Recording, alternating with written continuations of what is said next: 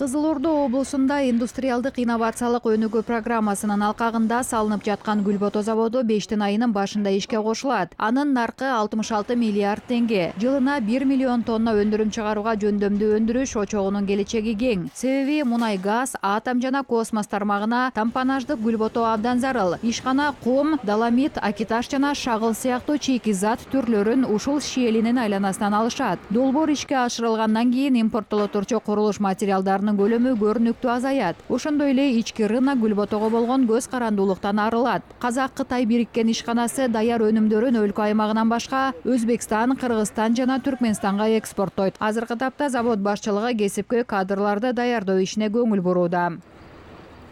Бүгүнкү күнгө 48 жас маман Кытай калкы. Бүгүнкү күндө 48 жаш адис Кытайга барып 3 ай такшалмадан өтүп келишти. Аны менен кошо район борборундагы индустриалдык агрардык колледжде 80 бала окуйт.